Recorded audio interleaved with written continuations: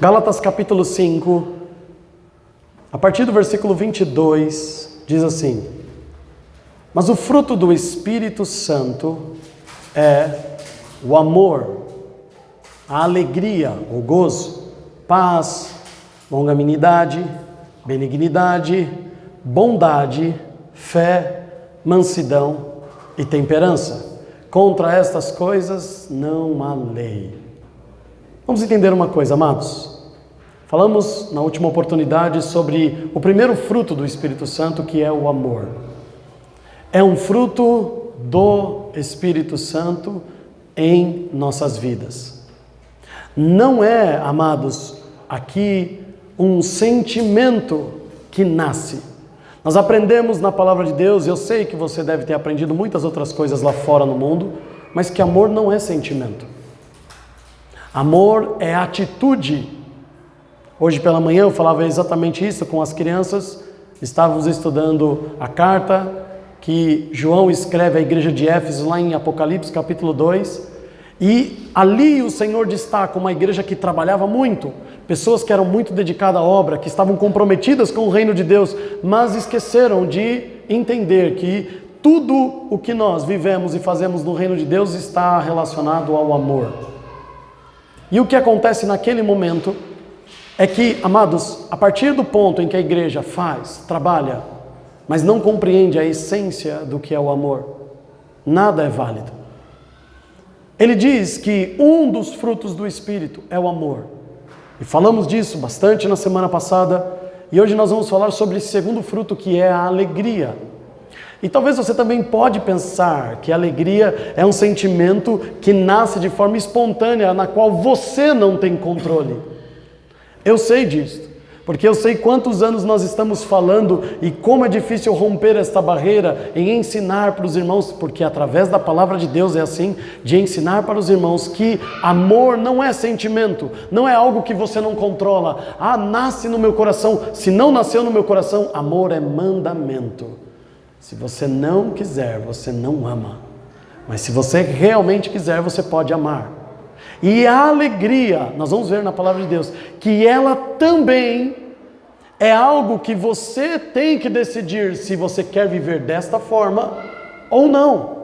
Não é algo que depende das circunstâncias. No mundo é assim. Então, se você pegar a palavra alegria e for no dicionário, for lá no Aurélio, for procurar no Wikipédia, você vai ver que a alegria está declarado como um sentimento que nasce sem controle.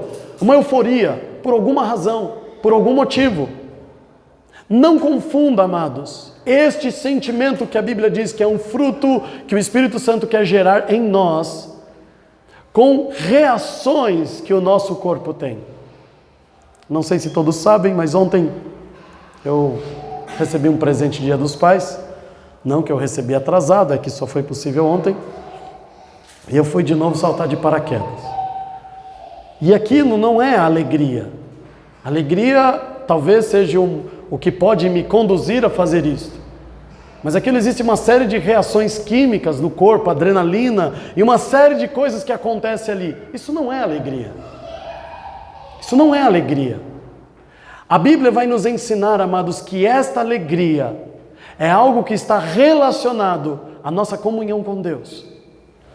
A alegria de viver nesta terra não está relacionado ao que acontece nas nossas vidas. Abra a tua Bíblia em Salmos. No Salmo 16, no livro dos Salmos, existem muitos exemplos bons a serem falados sobre isso, mas eu quero destacar o Salmo 16, em especial.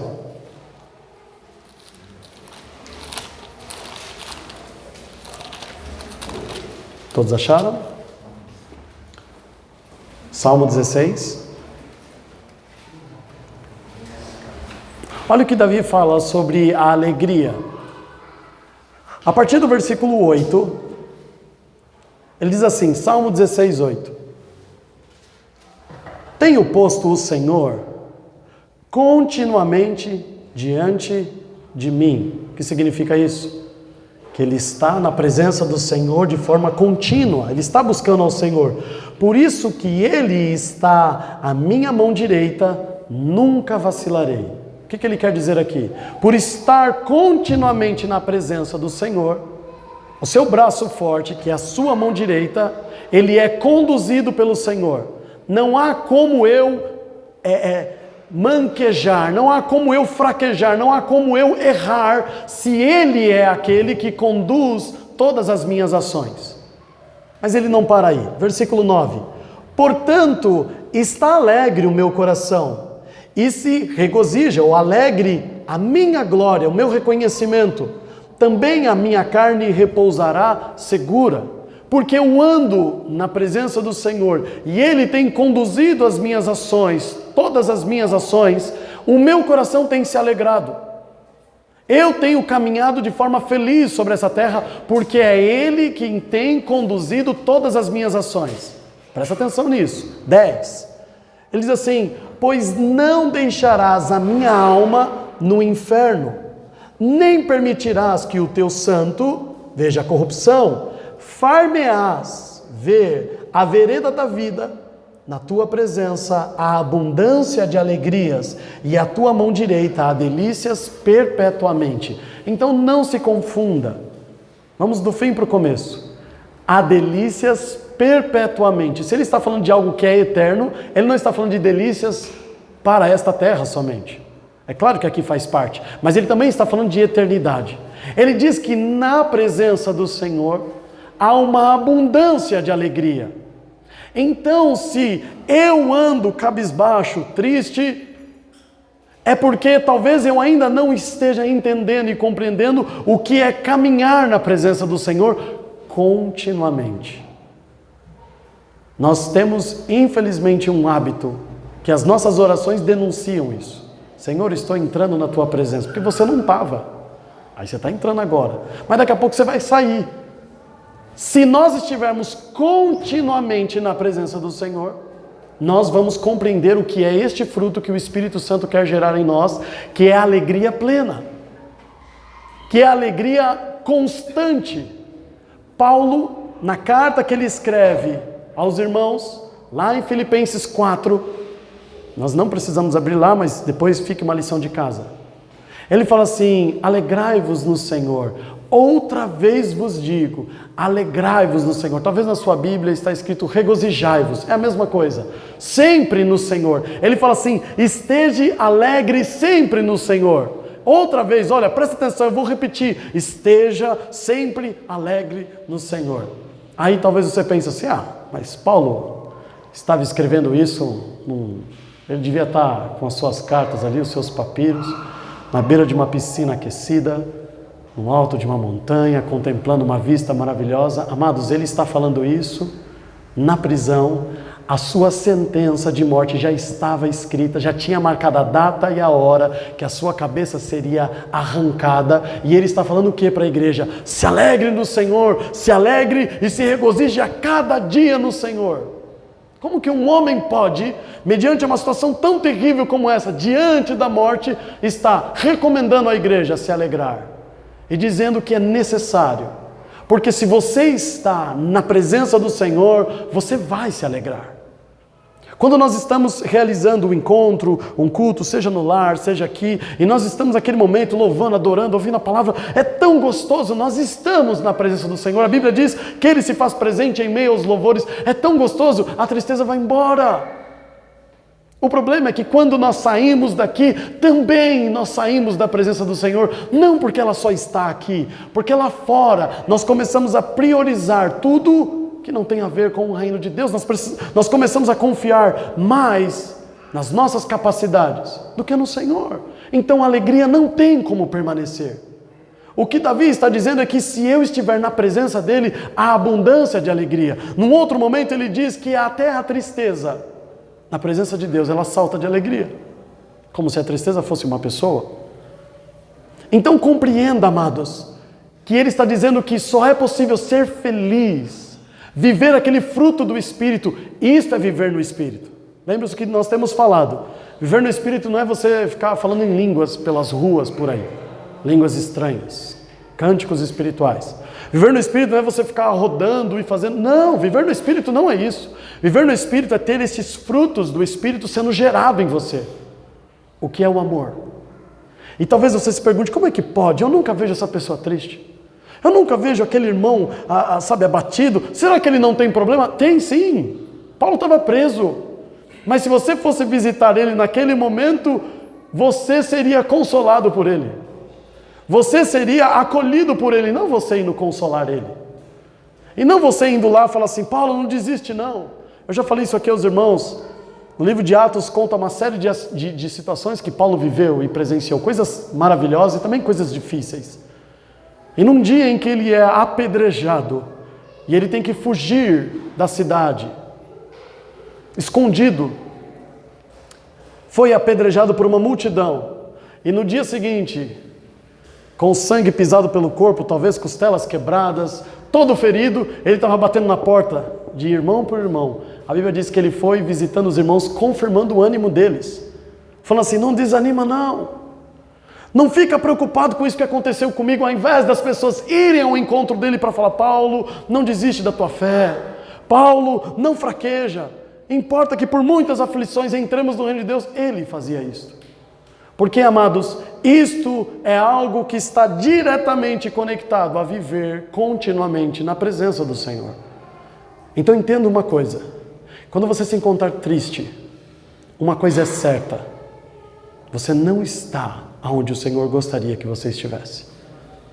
O dia que você se encontrar triste, abatido, você não está no lugar em que o Senhor gostaria que você estivesse. É por isso que Paulo, mesmo preso, ele fala assim, amados, são descrições tão maravilhosas. Ele fala, foi bom ter sido afligido. Como foi bom ter sido afligido? Porque se eu não fosse preso, eu não estaria aqui recomendando cartas a vocês. Se eu tivesse que visitar vocês, nós, aqui em 2019, nunca saberemos o que Deus tinha compartilhado com Ele. Deus sabe de todas as coisas. O fato de nós estarmos tristes, abatidos, é porque nós não confiamos. É porque nós não estamos no centro da vontade do Senhor. Isso é um fato inegável. Porque se na presença dEle há abundância de alegria, se na presença dEle até a tristeza salta de alegria, se eu estou abatido, triste, contristado, é porque um lugar eu não estou, e isto é certo, que é na presença dEle. Neste lugar, eu e você não nos encontramos. Por quê? Porque, amados, compreender que o fruto do Espírito, que é a alegria, precisa ser gerado em nós, precisa ser uma evidência em nós, mas isto não vai acontecer se continuarmos cocheando entre dois caminhos. Uma hora eu creio, a outra hora eu não creio, uma hora eu acredito que Ele está no controle, mas depois... Alegria, amados, é algo tão marcante, que existe um texto, que depois de Salmo nós temos o livro de Provérbios, escrito por Salomão. Vamos abrir lá em Provérbios capítulo 15. Salomão fala muito sobre alegria. Ele descreve muitas coisas relacionadas a isso. Mas se tem algo, amados, que é maravilhoso, eu gosto muito desse versículo. Há esperança para muitos. Provérbios 15.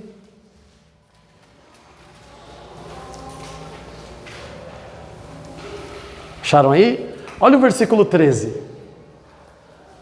O coração alegre aformoseia o rosto, mas pela dor do coração o espírito se abate. Quando verdadeiramente você está tomado por esta alegria, a Bíblia diz até, por isso que eu disse que é a esperança, que até mais bonito a gente fica. É muito melhor você olhar, você contemplar. Amados, eu sou uma pessoa que tem um costume, não sei se é errado ou ruim, mas eu não exponho isso, então eu acredito que isso não é uma coisa ruim. Mas eu fico observando muito as pessoas. Então, vamos almoçar em algum lugar, vamos visitar alguém, e eu fico observando as manias, os tiques, as coisas que as pessoas fazem. Existem muitas pessoas no tempo de hoje que vivem disso, a profissão deles é isso. Então, por exemplo, você pega esses comediantes, né? E o que eles fazem? Eles enxergam coisas que a gente não está vendo no dia a dia, que é tão comum. E aí quando ele fala de uma forma engraçada, você ri, por quê? Porque você vive aquilo toda hora, mas não percebe, não toma conta que é assim. E eu tenho esse costume. E é muito interessante, amados, que por muito tempo eu comecei a observar que quando você, por exemplo, se depara, você se encontra com uma pessoa, eu tenho algumas pessoas que eu conheço próximos, um pouco distante, mas ainda é família, parentela, mas um pouco distante, mas são pessoas extremamente fechadas, rancorosas, amarguradas, porque por muitos anos foi assim. Tenho da parte da família do meu pai, tenho da parte da família da minha esposa, tenho, amado, isso aí tem em todo lugar.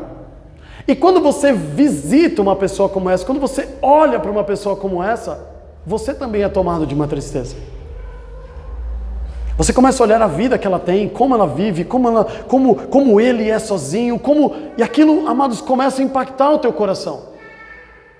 E como é diferente, nós tivemos a oportunidade, compartilhamos um pouco com os irmãos, como é diferente mesmo você ver pessoas tão afligidas pelas dificuldades da vida, como nós vimos, por exemplo, na África. Pessoas tão sofridas, experimentadas no trabalho, mas o simples fato de estarem alegres muda completamente a feição.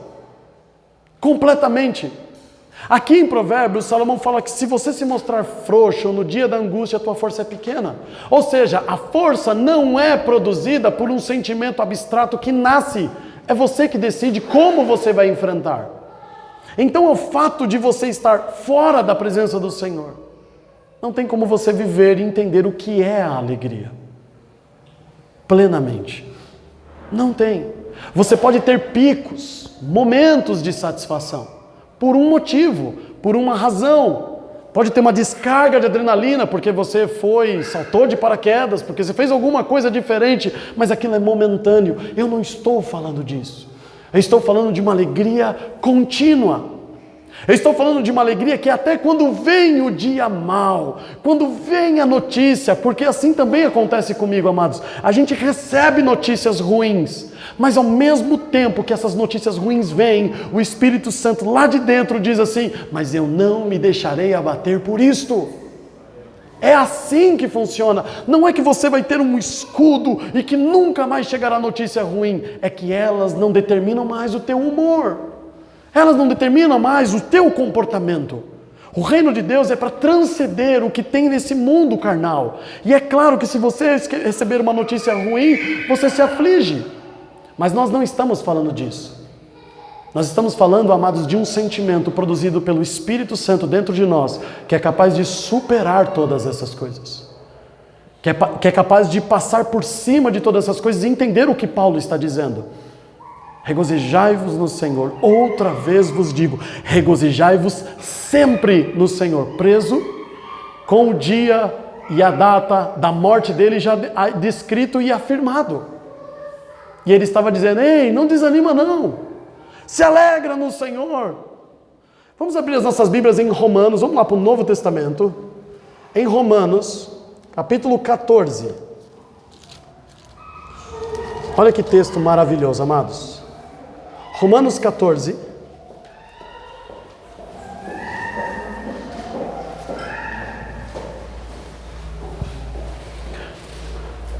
Pegando até um gancho no que o pastor Paulo falou aqui, né?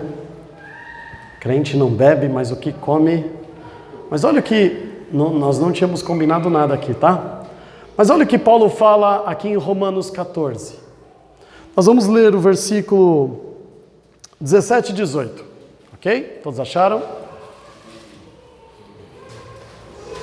Porque o reino de Deus não é comida e nem bebida, mas justiça, paz e alegria no Espírito Santo. Lembra do fruto do Espírito? É a alegria. Porque quem nisto serve a Cristo, agradável é a Deus e aceito aos homens. Então, vamos entender aqui. Paulo fala assim, o reino de Deus não é confraternização. Porque quando a gente faz festa, é normal você na festa se alegrar. Você não vê as pessoas tristes. Você convida para o aniversário do seu filho e vai todo mundo lá, pode até chegar triste, para ver uma criança, começa a brincar, um fica contando piada ali na mesa, os adultos, todo mundo começa a interagir. Então quando ele fala de comida e bebida, ele está dizendo assim, o reino de Deus não é festa. Não é festa. Tem muitos dias difíceis, muitas provações, tem muitos momentos complicados. O reino de Deus não é oba-oba. O reino de Deus existe muita responsabilidade, existe cobrança da parte de Deus. É isso que ele está dizendo. O reino de Deus não é uma festa, uma baderna, como até muitas vezes as pessoas pintam até dentro da igreja. Venha para o Senhor e pare de sofrer. Não, nós vamos passar por dificuldades. Mas o reino de Deus, ele não é comida e bebida, confraternização. Mas mesmo sendo uma vida em que nós vamos enfrentar aflições, ele diz assim, é a alegria no Espírito Santo. Ele vai produzir esse sentimento continuamente em você, mesmo no dia mau, mesmo naufragando no navio como Paulo, mesmo na cova dos leões como Daniel, mesmo ao ponto de ser lançado na fornalha como aqueles 3 jovens, você não irá se abater, porque o que é produzido em você, a alegria genuína vem pelo Espírito Santo, não é pelas circunstâncias, não é pelas notícias. O mundo é assim, amados, a alegria vem quando tem festa, quando tem notícia boa. No mundo é assim, a alegria vem quando tudo é favorável. Mas quando as coisas começam a desencaixar, mas quando os problemas começam a aparecer, eu gosto de usar essa expressão, mas quando vem o boleto que você não esperava, mas já veio agora na fatura, eu achei que ia vir só mês que vem, você não estava esperando, né? Eu sei que não acontece isso com vocês. Aí você fala, mas não era para vir só mês que vem? O reino de Deus não é alegria sendo produzida por satisfação, por uma festa, por um encontro, por notícias boas. Não é assim. O reino de Deus é o Espírito Santo produzindo em mim alegria. Motivos. Espera aí, o homem está com a sentença de morte declarada. Mas presta atenção. Presta atenção. Eu tentei falar isso ontem para 2 amigos que foram saltar comigo. E um deles que estava mais desesperado, para vocês saberem a frase dele, eu fui o último, porque eu queria ver todo mundo saindo, queria ver a cara de cada um. E ele olhou para mim assim, ele foi o penúltimo, antepenúltimo. Ele olhou para mim assim e falou assim, eu te odeio, Diogo. Mas ele falou com uma convicção, eu falei, não odeia não, você vai me agradecer. E aí ele saltou. Entenda uma coisa, a alegria não é isso, não é um momento. O que ele está dizendo é algo que vai ser produzido independente do desafio. E eu falava para ele assim, se tudo der errado, e hoje for o seu último dia, vai começar o paraíso para você. Então por que ter medo da morte? É a incerteza da salvação. Porque se você tem convicção disso, eu falava disso, amados, inclusive no domingo passado, como é que você pode afligir alguém que não tem medo da morte? É por isso que o diabo não pode prevalecer contra os filhos de Deus. Por quê? Porque nós não tememos a morte. Deveria ser assim. Então, qual é o problema? Qual é a preocupação? Aí eu falei assim até para ele, olha, eu estou falando por mim.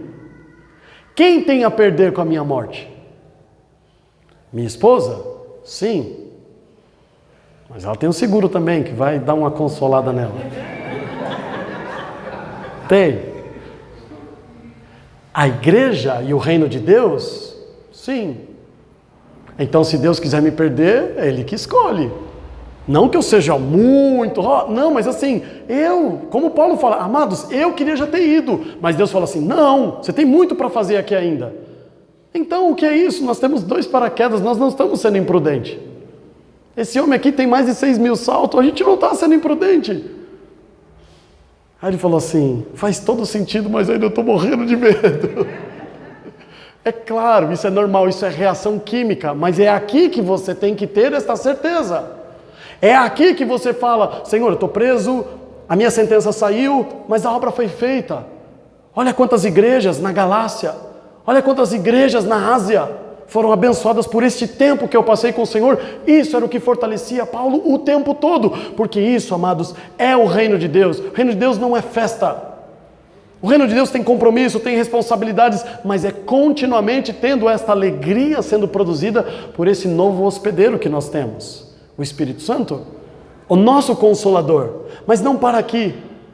Se você for lá em Neemias, presta atenção no que ele está falando aqui, que amados, ele diz que o reino de Deus não é comida e bebida, mas é alegria e satisfação no Espírito Santo. Aí tem um ponto interessante, porque em Neemias 8:1 diz que a alegria do Senhor é a nossa força. Espera aí, se eu não estou suportando, se eu não estou conseguindo prevalecer sobre as dificuldades, se os problemas estão realmente ficando pesados, eu preciso de força, eu preciso de mais músculo, eu preciso resistir mais. Aí vem o Senhor e diz assim: olha, se você me alegra, eu produzo força em você. Se você causar satisfação ao Senhor, força é produzido. Então vamos lá, como que Paulo consegue suportar tamanhas aflições? Porque ele o tempo todo estava agradando ao Senhor. Talvez o homem que mais sofreu sobre esta terra foi Jó. Mas eu não sei se você se lembra que no capítulo 1 de Jó, Deus fala assim, com todo orgulho de um pai: você conhece meu filho Jó? Ah, eu sei quem é. Não é assim, eu sei quem é. Ele é reto, íntegro, ele vê o problema, ele vê o mal, ele se desvia. Ele tem temor a Deus, Deus tem maior orgulho, porque Jó, nas suas atitudes, produzia essa satisfação em Deus continuamente. Deve ser por isso, olha a coincidência, de que Jó foi o homem que foi mais afligido sobre essa terra dos nascidos de mulher e suportou tudo isso sem blasfemar de Deus. Porque o segredo está, amados, em trazer essa satisfação a Deus. Porque todo pai é assim: quanto mais o teu filho te agradar, quanto mais o teu filho te trouxer satisfação, quanto mais o teu filho trazer alegria para você, mais prazer você tem de cuidar dele, de estar mais próximo, de investir nele, de estar próximo dele. Por quê? Porque é uma troca maravilhosa. Você faz, você obedece, você tem prazer de agradar ele, você tem prazer de estar com ele. E é recíproco. Nós temos a parábola do filho pródigo. São dois filhos. São dois filhos. Mas é muito interessante, amados, porque um dia o mais novo fala assim: me dá tudo que eu tenho de herança, eu quero viver minha vida do meu jeito. E o que ele encontra lá fora? A Bíblia diz que ele encontra uma tristeza profunda. Saiu da presença do Senhor, saiu da presença do Pai, não tem como ser alegre. Pode ter picos, momentos de satisfação, mas nós não estamos falando disso. Nós estamos falando de uma porção contínua de alegria. E de repente, ele está alimentando porcos, morrendo de fome. E ele lembra que o pai dele nunca deixou nem os pequeninos passarem dificuldades. Ninguém nunca passou dificuldade perto do pai. Ninguém nunca passou tristeza perto do pai. E ele fala assim: eu preciso voltar. E ele volta. E aí lembre-se o que o Senhor diz: nós vamos fazer uma festa, nós vamos nos alegrar. Por quê? Porque esse menino estava morto e agora ele reviveu. Então é motivo para nos alegrar. Qual é a primeira coisa que o pai dá para ele? Alegria. A primeira coisa que o pai oferece para ele é alegria. Vai ter festa sim, porque agora você está comigo. E é assim. Mas vem um que não estava na presença do pai, o mais velho, e ele chega atrasado. E como que ele chega? Carrancudo, bravo, chateado. Todo mundo na presença do pai está ali festejando, alegre, contente. E o que não estava chega como? É sempre assim, amados. Fora da presença dele não tem alegria. E ele questiona o pai: mas olha o que ele fez, ele pinta, borda, faz tudo o que ele quer, e depois volta e o Senhor aceita? Está errado. Aí o pai faz uma declaração para ele, que muda o humor dele. Ele fala assim: filho, você nunca me decepcionou. Você sempre esteve comigo. Tudo que eu tenho é seu. Presta atenção. Você hoje é irmão dele, sim, mas ele perdeu toda a herança. Você não. Você está continuamente, ele usa essa expressão, na minha presença. Você não parou para prestar atenção que agora você manda em tudo? Inclusive nele. É tudo seu, filho. Tudo que eu tenho é seu. Ele não, ele é um sobrevivente. E ele está feliz por ser somente sobrevivente, e ele não espera nada, além de só ficar perto da gente. Você não, filho, você é agraciado, você tem muito mais. Isso muda o humor dele. Isso muda a forma dele enxergar. Porque na presença do Senhor é impossível estarmos tristes. Tristes. O que nos afasta do Senhor? A Bíblia diz, que amados, que é impossível estar na presença do Senhor sem fé. Nós vamos falar disso aqui porque também é um dos frutos. A confiança no Senhor. Mas a alegria só pode ser produzida pelo Espírito Santo que em nós habita. Só quando você está na presença dele. Você está em Romanos? Volta um pouquinho no Evangelho de João. Antes de Romanos tem Atos e antes de Atos já é João. Vai lá no capítulo 16. E olha que declaração formidável que o Senhor nos traz. João 16.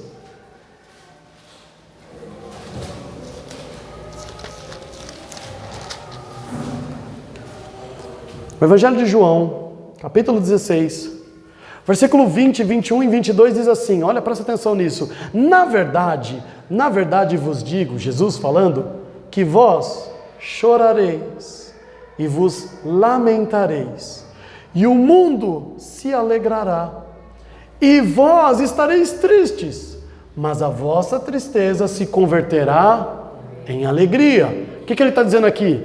Como é que vai ser a nossa vida? Às vezes você vai estar abatido por causa do Senhor, sendo perseguido como Paulo era, como a igreja era, e o mundo vai estar rindo. Presta atenção na expressão, eles vão estar rindo. Mas não se confunda, não se engane, isso não significa que eles estão felizes e que você tem motivo para estar triste. 21. A mulher, quando está para dar à luz, sente tristeza, porque é chegada a sua hora. Mas depois de ter dado à luz a criança, já não se lembra da aflição, pelo prazer de haver nascido um homem no mundo. Ele usa um exemplo. Eu duvido que tenha uma mulher que foi ter o seu filho ali, parto normal, e começa aquelas contrações, aquelas dores terríveis, que vai e vem, começa a se intensificar, diminuir a frequência, que para enfrentar aquilo, ela fala assim, não, mas daqui a pouco ele vai nascer e isso vai acabar. Não passa isso pela cabeça dela. Eu falo porque eu presenciei isso. Não passa isso pela cabeça da mulher.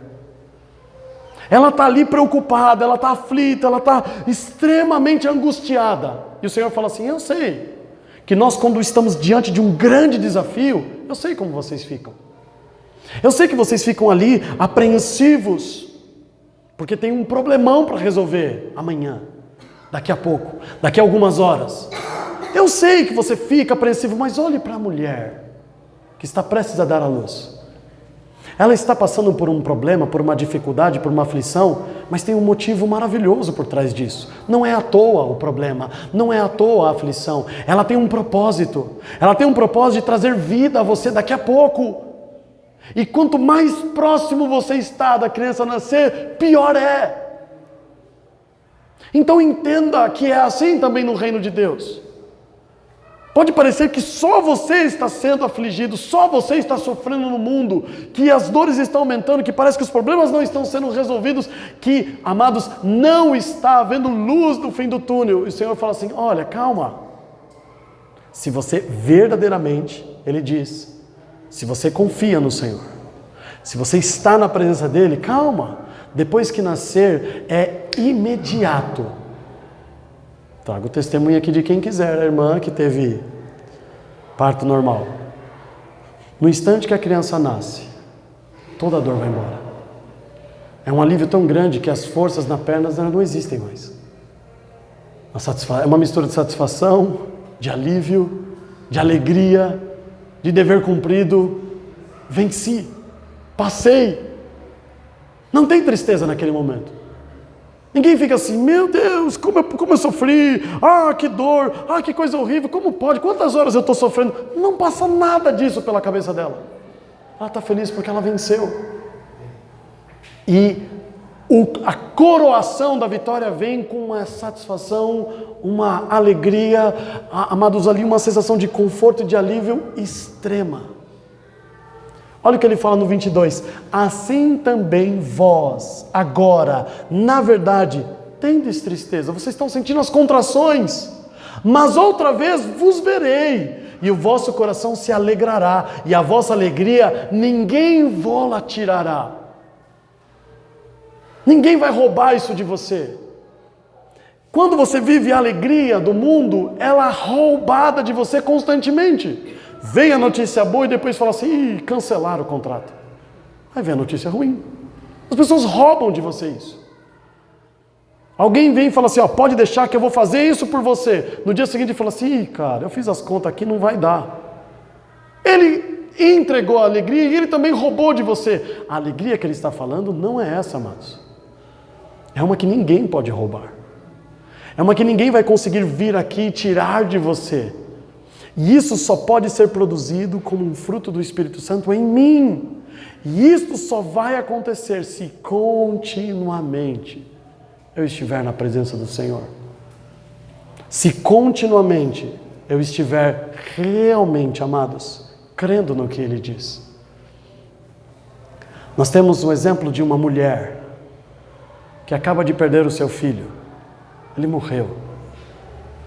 E no caminho ali para procurar o profeta, ela fala para as pessoas, porque é assim que a gente enfrenta o mundo, com fé. Tá tudo bem com você?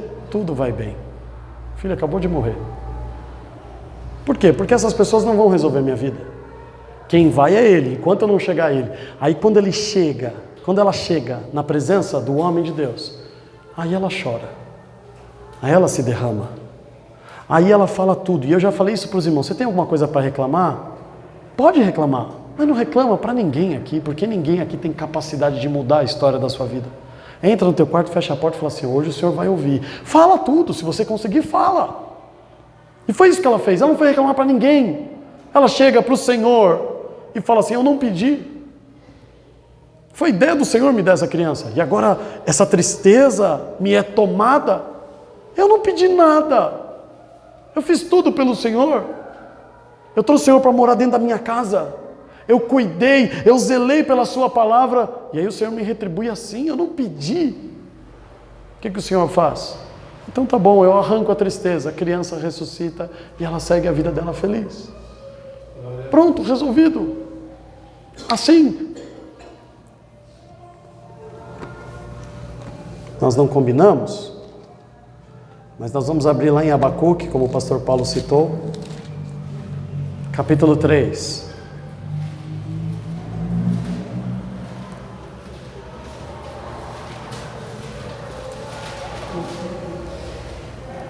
Abacuque 3, existe, viu, amados? Está antes de Sofonias, depois de Naum. É um dos últimos livros do Velho Testamento. Então vai lá para Malaquias e vai voltando. Zacarias, Ageu. Aí antes de Ageu você vai achar Sofonias. E aí você chega em Abacuque. Se você pegar o último livro de Malaquias, são algumas páginas. Voltando, você chega em Abacuque capítulo 3.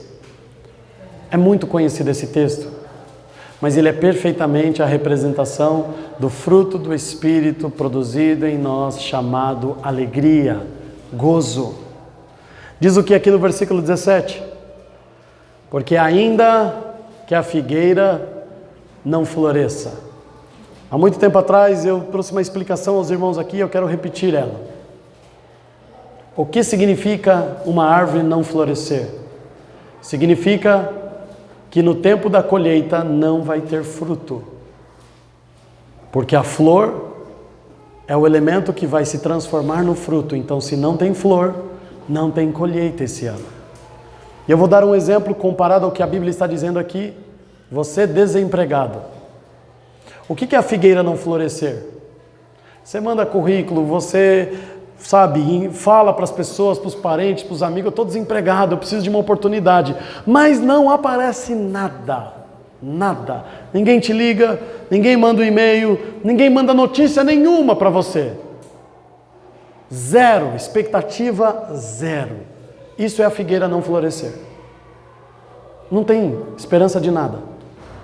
Então talvez você esteja numa situação como esta, em que nada está acontecendo. Parece que o mundo parou de girar e nada acontece para resolver o teu problema. É a primeira situação que ele fala. Ainda que a figueira não floresça. A segunda, ele fala o quê? Nem haja fruto na vide. Essa é uma outra situação. O que é essa situação? Apareceu a flor, mas ela não se transformou em fruto. Então você foi até chamado para fazer a entrevista de emprego. Você foi lá, fez a entrevista, fez a provinha, respondeu as perguntas, espero que não mentiu a respeito de quem você é, mas enfim. Aí você vai embora para casa, pode ficar tranquilo que nós vamos entrar em contato com você. Até apareceu uma oportunidade. Até você foi chamado, mas não deu em nada. Mas aquilo não foi transformado em fruto. Aquilo simplesmente foi uma oportunidade que apareceu, mas não durou e logo morreu. Era uma flor, mas ela não se transformou em fruto. Aí ele vai para o terceiro estágio. Ele diz o quê? O produto da oliveira minta. Você estava desempregado, mas aí alguém te chamou para uma entrevista. Você foi para a entrevista e você foi aprovado. Só que quando você começa a trabalhar, é muito pior do que quando você estava desempregado. Não é pressão e responsabilidade que eu estou falando. É o lugar onde você está. Mentiras, corrupção. Você fala, meu Deus, aonde eu vim parar? Você vai experimentar a fruta? Está linda. Você colhe, quando você mastiga, ela está podre. Ele está falando o seguinte, veio a oportunidade, ela foi te dada, mas quando você começou a experimentar o que foi cultivado, é uma decepção. E você fica assim, eu não posso reclamar, né? Eu estava querendo um emprego, Deus me deu, mas Senhor, é isso. Ele está falando assim, quando você vai experimentar, está podre. Ele fala assim, que existe isso? Sim, nós estamos sujeitos a isso. Quantas vezes isso não aconteceu? Quantas vezes eu vi o irmão falar assim, Deus abriu uma porta, passado umas 2 semanas, e aí, como é que você está no trabalho? Ô, pastor, que lugar que Deus me colocou. Meu Deus, o tempo todo meu chefe quer que eu minta. O tempo todo eu estou vendo isso, eu estou vendo as coisas terríveis que acontecem ali, as pessoas à minha volta. Não tem nenhuma satisfação. Gerou fruto, está lá, mas não tem alegria nenhuma. E você, por temor, não quer nem reclamar. Porque ficou tanto tempo desempregado, ele está dizendo isso. Olha as situações, são várias. Aí ele vai para um outro campo, vamos lá. E os campos não produzam mantimento. O que é isso? Até então, ele está dizendo de uma forma direta, com você. Você não tem o currículo, você não está sendo chamado, enfim, você. Agora ele está falando o seguinte, quando os campos não estão mais produzindo alimento, hoje você tem o que comer. Mas você olha e fala, Senhor, só vai durar mais 3 meses. Só vai durar mais 4 meses o que eu tenho. A seca a seca não é anunciada no dia que você começa a passar fome. A seca é anunciada o seguinte, a safra foi horrível, os celeiros estão cheios, os mercados estão extremamente abastecidos, só que daqui a algum tempo vai começar a faltar. O problema não está aqui nem hoje no presente, o problema está no futuro. Vai começar a faltar. Hoje você talvez esteja numa abastança, como José no Egito. O Senhor falou assim, vai vir um tempo de seca. Você tem que se preparar para esse tempo. Situação em que você não tem nada. Situação em que você tem oportunidades, mas elas não vingam. Situação em que você até chega a colher o fruto, mas ele é amargo e terrível. E situação em que você está bem, mas o futuro já está anunciando crise, falta, vai falhar. Está tudo bem hoje, mas vai faltar. Tem um filme, eu recomendo, baseado em fatos reais. Assisti recentemente, né? Um menino que descobriu o vento. E é muito interessante que fala exatamente sobre isso. Eles estavam bem, mas as notícias que estavam chegando é o seguinte, vocês vão passar fome daqui a pouco. A fome estava sendo anunciada com antecedência, porque é assim. É isso que ele está falando. Os campos não estão mais produzindo. Sua despensa pode estar cheia, mas calma, daqui a pouco vai vir a aflição. Está tudo bem hoje, é uma outra situação. E aí ele vai para uma outra linha. As ovelhas da malhada sejam arrebatadas. O teu sustento foi roubado. O problema é imediato. Você perdeu o que você tinha. O teu sustento, a garantia, aquilo que ia produzir a tua roupa, que ia aquecer os seus filhos, foi roubado de você. Da noite para o dia você perdeu. Veio uma notícia que te pegou de surpresa. Percebe que ele está falando de várias situações diferentes, mas todas elas são terríveis.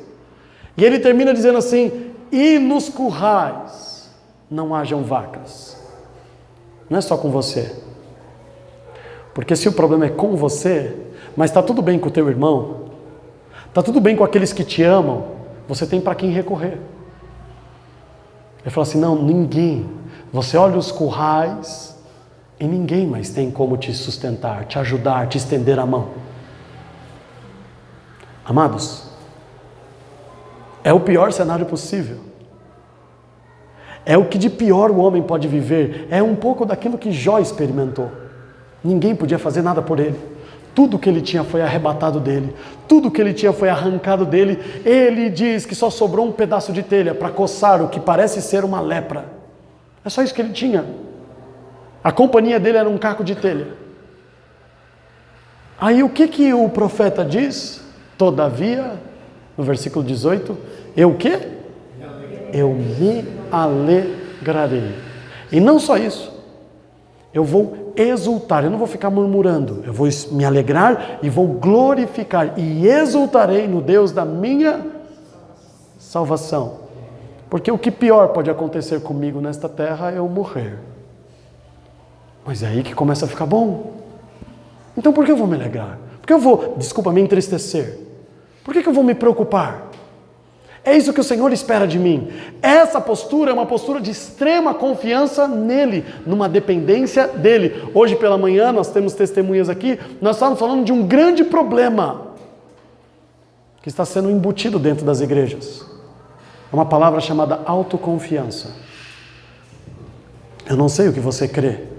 A Bíblia abomina isso. Você é capaz de produzir? Não. Olha Sansão. Sansão é o homem mais autoconfiante do mundo. Forte, ninguém prendia ele. Ele zombava do perigo. Até que um dia os seus olhos foram arrancados. Porque maldito é o homem que confia no homem, que faz da sua carne o seu braço forte, que confia em si mesmo. Ninguém vive sozinho. Você precisa de outros. Paulo fala em Romanos que ninguém vive e morre para si. Nós estamos interligados. Ninguém está acima. Então você não pode criar uma situação dizendo que você, sem mim, nada podeis fazer. Não existe autoconfiança, existe fé no Senhor. Não existe esta de que você pode sozinho, que você não precisa de nada. Ele fala: eu me alegrarei e exultarei porque Ele me salvou. Porque se eu estivesse no mundo, eu estava desesperado e talvez tirando a minha própria vida, mediante a tantas situações terríveis. Mas a minha alegria não vem disso. A minha alegria não vem se eu estou empregado. A minha alegria não vem se eu estou desempregado. A minha alegria não vem porque isso aconteceu, porque alguém veio, porque uma oportunidade foi criada. A minha alegria vem porque eu sou salvo. Então, o que pior pode acontecer? Existia um grupo de judeus, no século 2 e 3, que eles falavam coisas muito interessantes. Ele dizia o seguinte: morrer nós vamos. Talvez com 80, com 100, talvez com 30. É inevitável. Nós vamos morrer. Então, se você não consegue fugir disso, por que se preocupar com isso? Presta atenção. Toda vez que você não consegue pagar a fatura do cartão de crédito e você empurra com a barriga, você está piorando o problema. Eu te provo em números. Você aumenta a sua dívida. Você paga mais juros ainda. Você tem que enfrentar o problema. Você tem que ir e combater ele e não empurrar para frente. Ah não, eu sei que eu vou morrer, mas se puder ser um pouquinho depois, se puder. O problema é isso. E o Senhor nos ensina dizendo assim, que aquele que perder, com ele começa a ganhar. Está preocupado, está angustiado, porque acha que o tempo está passando, que está perdendo. Amados, deixa ele guiar. Se o Espírito Santo verdadeiramente produzir em mim este fruto, é alegria contínua, independente do que acontece, independente de circunstâncias, independente de situações, independente das notícias. Ah, parece um clichê cristão. É isso que o Senhor tem para nós. Esta alegria nunca vai ser roubada. Jesus está confraternizando com os seus discípulos. Momentos antes da sua prisão, Ele está ali falando assim, olha, não desanimem. Esse pão aqui, essa aparência, essa carne, isso aqui vai perecer, isso vai passar. Mas o que vocês estão aprendendo e colocando em prática, isso é para a eternidade. Era o momento de estar de luto, triste, eu vou perder ele. Não, ele está ali confraternizando, comendo, bebendo e falando assim, não desanima. E o autoconfiante, ele fala o que para o autoconfiante? Você vai me negar ainda 3 vezes antes que o galo cante. Esse é o autoconfiante. Não, eu vou até a morte com o Senhor. Esses são os autoconfiantes. Esses são os cheios da verdade, aqueles que têm um poder em si mesmo, que têm a sua capacidade em si mesmo. Amados, fruto do Espírito, a alegria é um fruto do Espírito, viver em Espírito. Como eu digo, e vou falar até o fim deste tempo que nós estaremos falando sobre os frutos do Espírito. Não é você ficar falando em línguas, rodando, girando. Não. Viver no Espírito é realmente ter uma alegria contínua. Independente do que acontece. Independente das notícias. Não tem vaca nos currais. O fruto da oliveira está mentindo. Os campos estão desertos. Vai vir seca. Não tem, o fruto da oliveira está podre. Não tem flor, nada acontece. Isso não importa. Todavia, eu me alegrarei e exultarei porque, se for para morrer de fome hoje, eu vou para onde? Eu vou para a eternidade com Deus. E o que ele fala em Miqueias 2:10? Levantai e andai, porque não é aqui o seu descanso. Para onde eu estou indo então? Para o meu descanso. Para minhas férias. Só que é eterna. Então por que temer a seca, a fome, a dificuldade e a aflição? Por isso que Paulo vem lá em Filipenses e diz, regozijai-vos no Senhor. Eu vou repetir, regozijai-vos sempre no Senhor. E ele preso, com a sua sentença de morte assinada. E não é hipocrisia, ele vivia isso. Porque na presença do Senhor, amados, até a tristeza salta de alegria. A abundância de alegria. Então nós precisamos estar mais próximo do Senhor, viver na presença do Senhor continuamente. Isso, amados, vai erradicar. Isso, amados, vai simplesmente acabar com essa tristeza contínua e profunda que muitas vezes assola o coração do homem. Desânimo. Não. Não. Se você está triste ou abatido, você está no lugar errado. Você tem que estar na presença do Senhor. Isso é um fato. É isso que o Senhor espera de nós. Amém?